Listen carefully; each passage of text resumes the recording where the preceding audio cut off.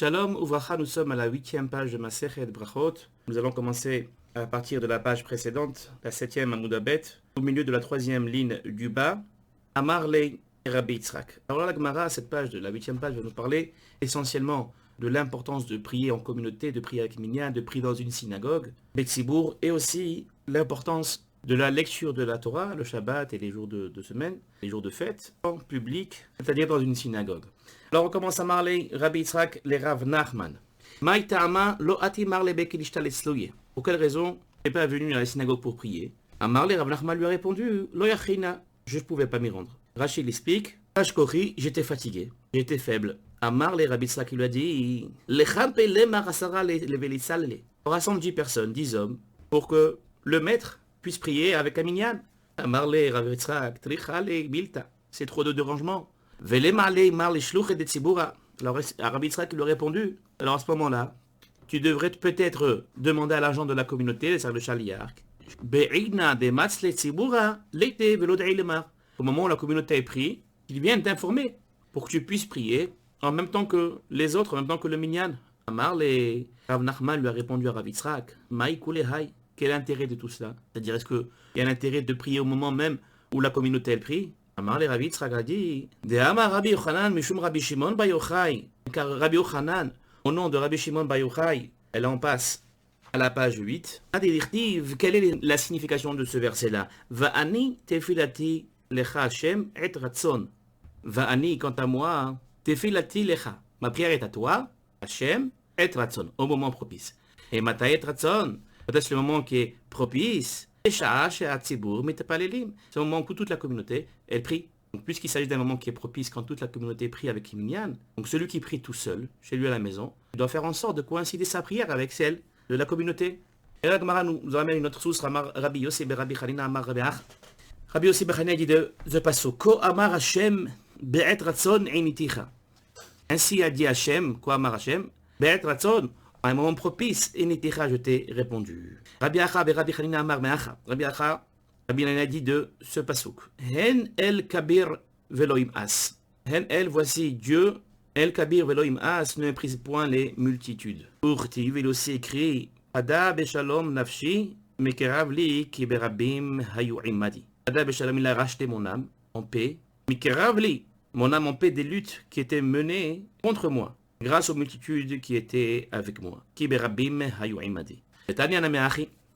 C'est aussi enseigné dans une braïta Rabbi Natan Omer, au nom de Rabbi Natan, Minayin she'en HaKadosh Baruch Hu mo'es betfilatan shel rabbin.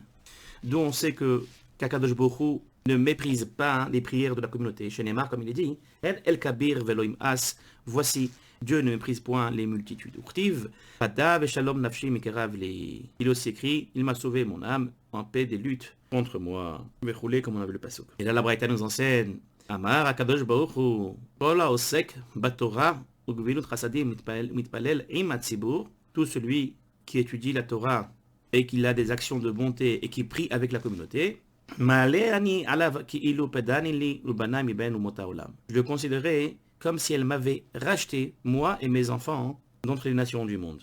De ce verset nous enseigne que Kadosh Baruch Hu, quand on était en Galoute, il était avec nous comme en Égypte, que des personnes qui étudient la Torah, qui prient en communauté, qui font des actes de bonté, le pasuk nous enseigne que grâce à ces personnes-là, Kadosh Baruch Hu Kivyachol se rachète avec ses enfants, avec tout le peuple d'Israël, parmi toutes les nations, et amène la Géoula.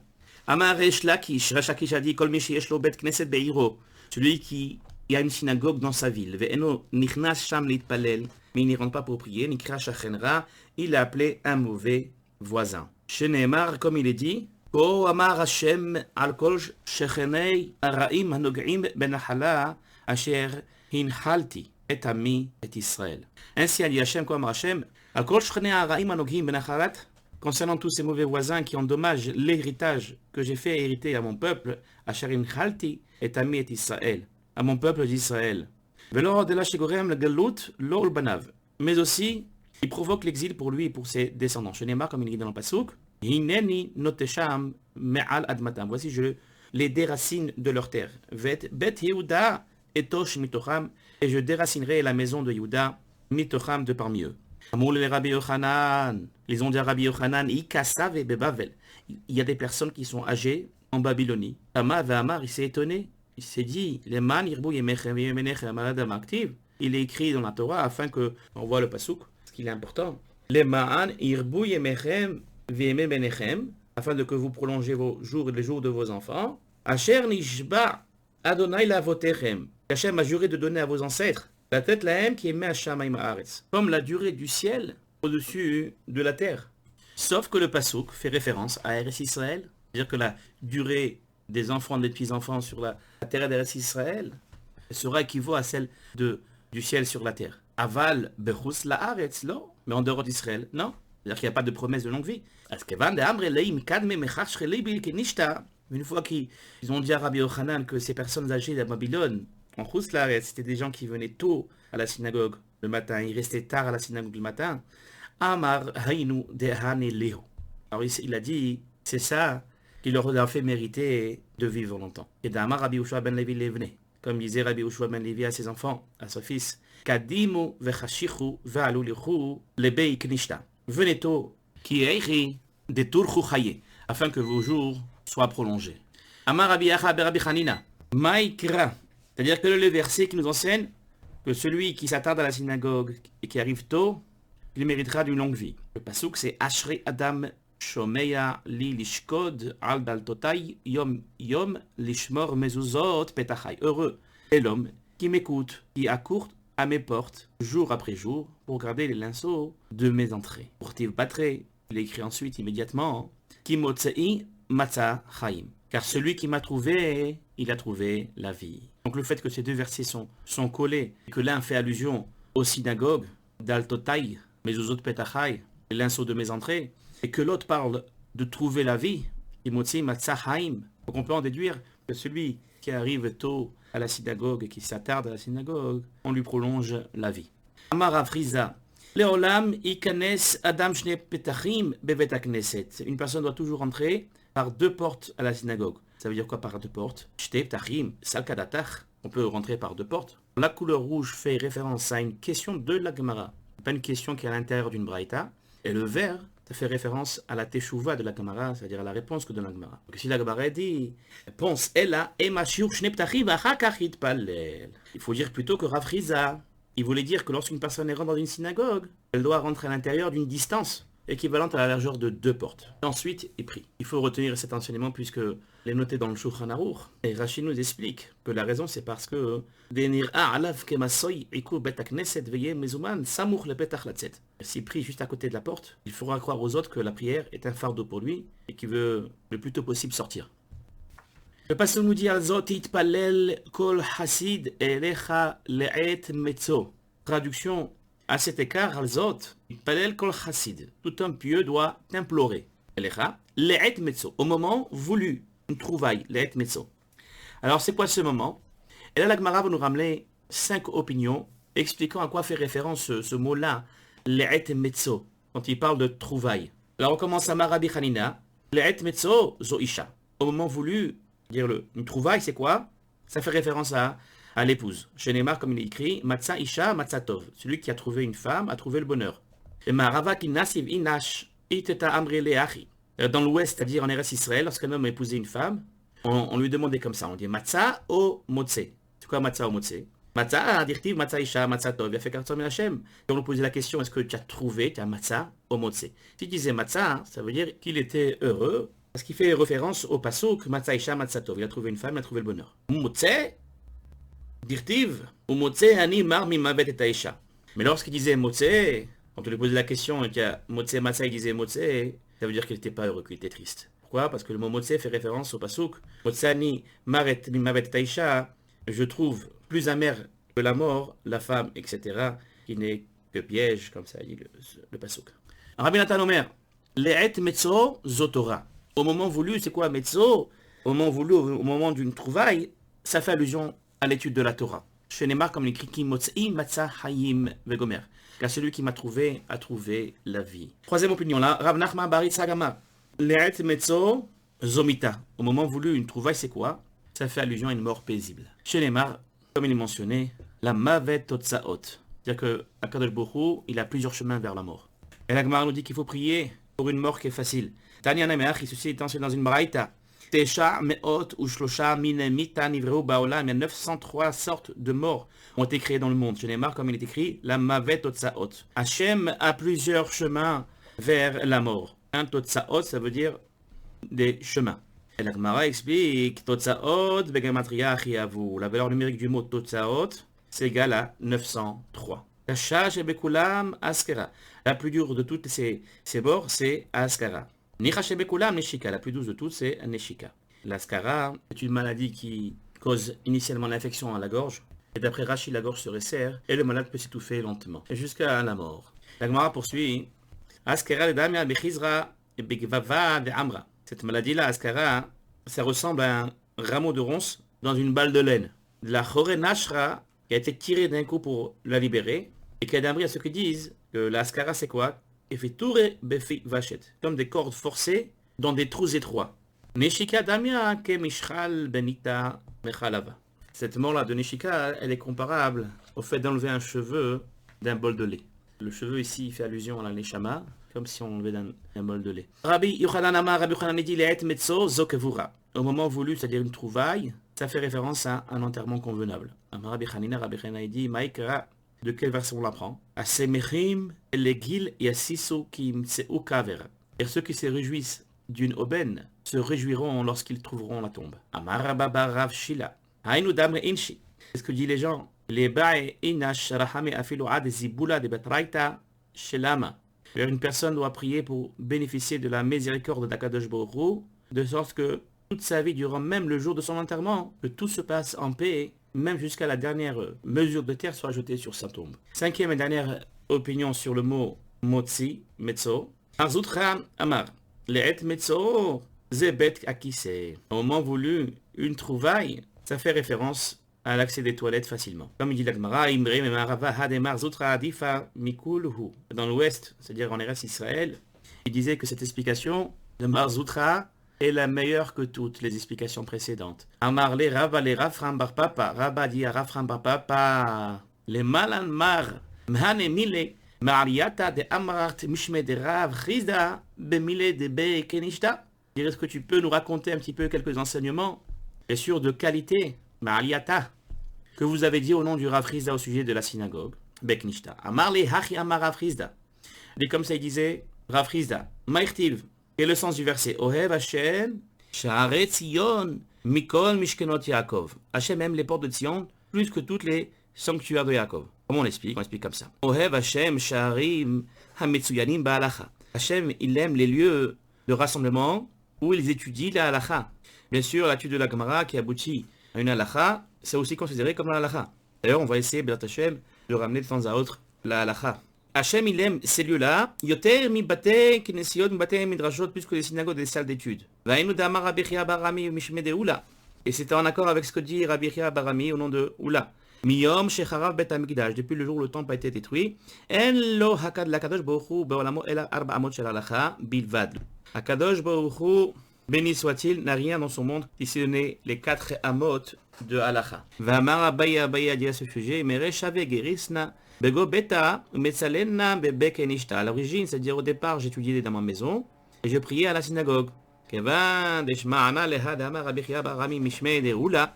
Quand j'ai entendu que Rabbi Chia bar Ami a dit au nom de Oula, miyom shechav bet hamikdash, depuis le jour où le temple a été détruit, en lo la kadosh baruch hu ela b'olamo el arba amot shel halacha bilvad. La kadosh baruch hu, béni soit-il, n'a rien dans ce monde si ce n'est les 4 amot de halacha. Lo have matzena ela ichad de'arsina. Je n'ai plus prié que là où j'étudiais la Torah. Rabbi Ami ve Rabbi Asi, Afagavda voulait lesar beikenishta betveria. Rabbi Ami et Rabbi Asi, même s'ils disposaient de 13 synagogues à Tibériade, lo matzalu ela bene amudei yichad avugarse.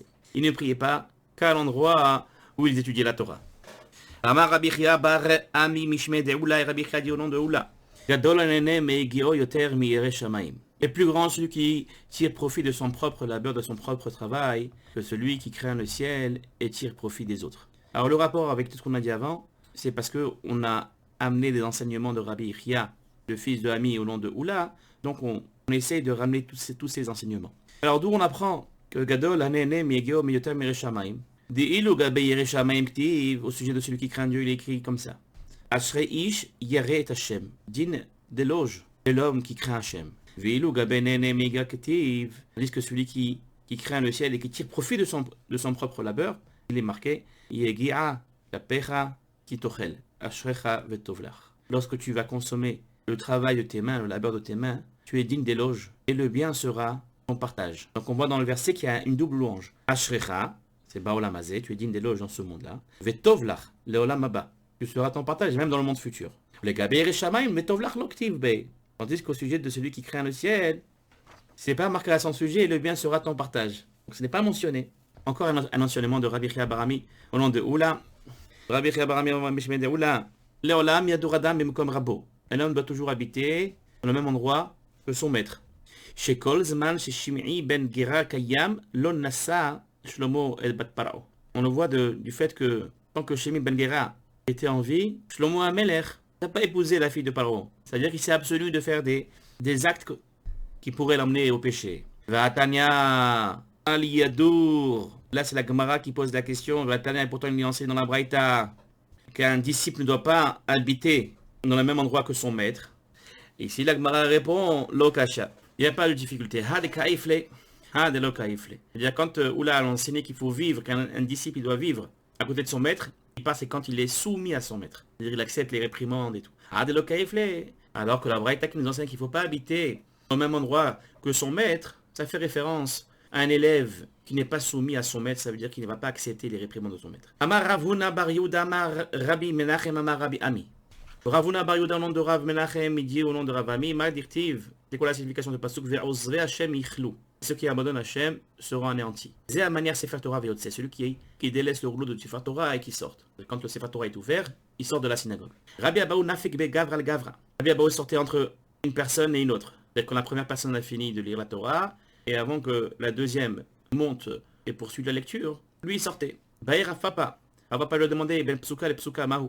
Est-ce qu'on peut sortir de la synagogue entre deux versets? Et là, les Rishonim expliquent et que pendant que le Shalei Hatzibour, il explique, il traduit le verset. Est-ce qu'on peut sortir? Ici, la Gemara conclut Teko, ça veut dire qu'on laisse en suspens. C'est une question qui demeure sans solution. Rav Shechet Madar Ape Vegaris. Rav Shechet tournait sa face et étudiait la Torah. Pendant la lecture de la Torah, Amar Hanan Bedidan Veinun Bedido. Il disait, nous sommes occupés dans notre domaine et ils sont occupés dans leur domaine. Amar Ravuna Bar Yehuda Amar Rav Ami. Ravuna Bar Yehuda, il disait au nom de Rav Ami, Leolam Yashlim Adam Parashiotav Imatsibour. Un homme doit toujours finir la portion hebdomadaire, c'est-à-dire la lecture hebdomadaire de la Torah, de la paracha de la semaine, avec la communauté. Alors ça, il faut s'en rappeler, puisque c'est une halakha, c'est écrit dans Shulchan Aruch, dans Siman Resh Peh. Shnaim Mikra Vecha Targum, en lisant le texte 2 fois et le Targum 1 fois. Alors ici, rappelez-vous que c'est aussi une halakha, et le Tosfot, ici, il écrit Shnaim Mikra Vecha Targum, Yesh Mefarshim Vehave Hadin Lelo Azud Belaz. Shelahem Have Kemo Targum. Et même quand on le fait en français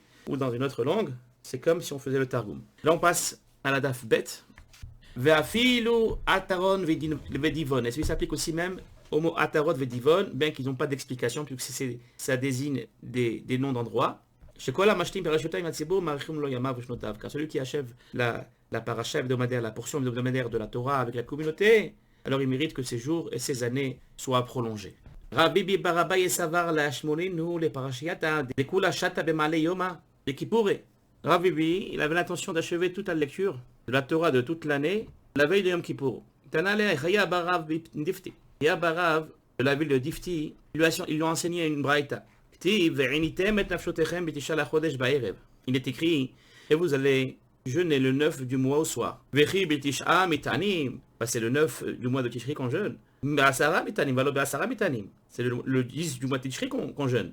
Et là, l'Omar Lecha, c'est plutôt pour nous enseigner. C'est celui qui, tout celui qui mange et qui boit le 9 du mois de Tishri,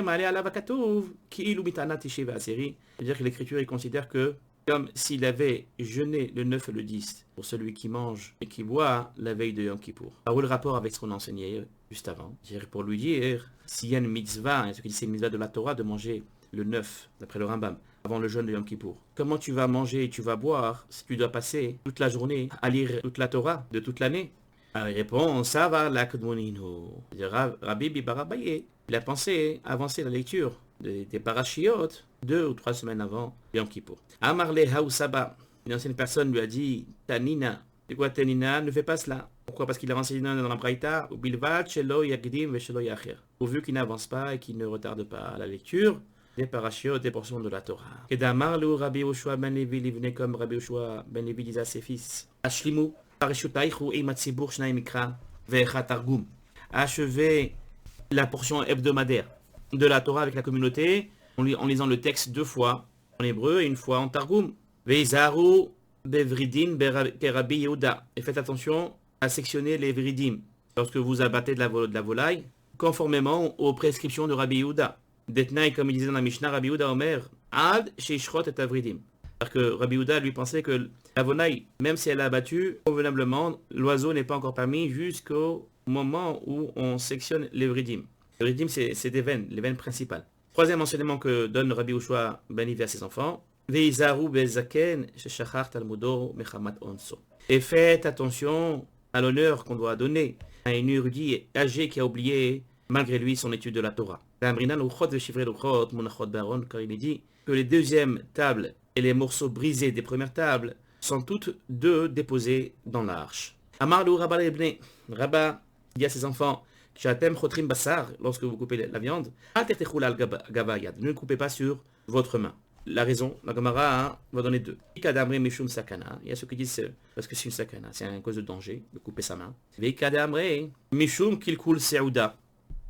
que même s'il ne va pas être blessé, il pourrait se faire une petite coupure et le sang peut couler sur la nourriture, et ce qui va amener à dégoûter ceux qui sont assis à table. Donc il pourra gâcher le repas. Va tishvu al mitat aramit. Et ne vous asseyez pas sur un lit d'une femme araméen. Et ne passez pas derrière une synagogue pendant que la communauté prie.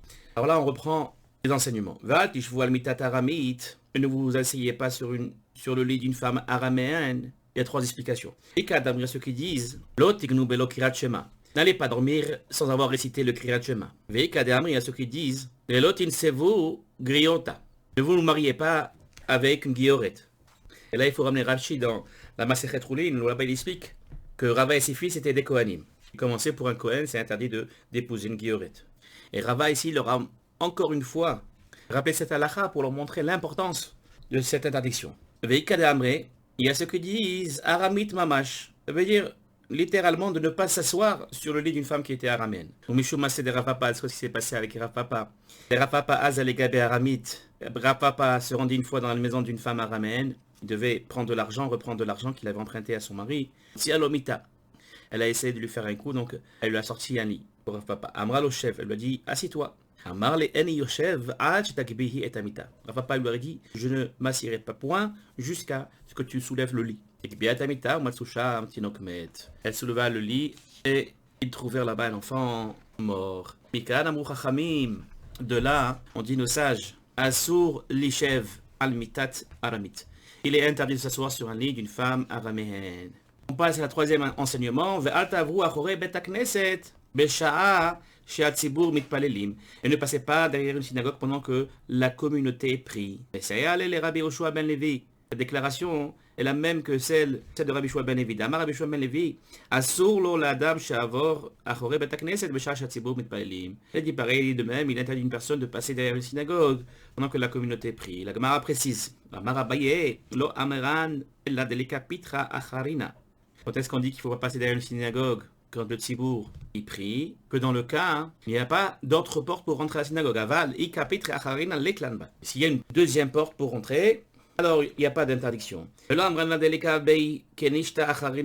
Cette loi est valable que si on parle dans le cas où il n'y a pas d'autre synagogue dans l'endroit où il vit. Mais dans le cas où il y a une autre synagogue dans la ville, on n'a rien à craindre.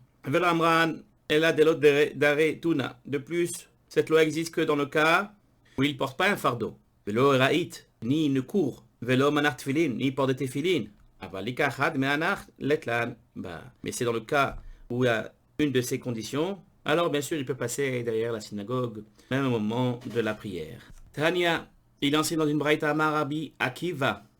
Bishloshat varim oev ani et amadiim. Il y a 3 choses que j'aime chez les madiim. Shechotrim et tabasar en chotrim ela al gabe ashulchan. Quand ils coupent la viande, ne coupent que sur la table. Et chez Noshkin, en Noshkim est là, al-gav hayad. Lorsqu'ils embrassent, ils embrassent que sur la main. Et chez Yoatzin, en Yoatzim est là basadé. Et quand ils veulent prendre conseil, ils prennent conseil que dans les champs. Alors, c'est quoi les sources? Amarav Adabar Ahava. Maïkra, quelle est la source?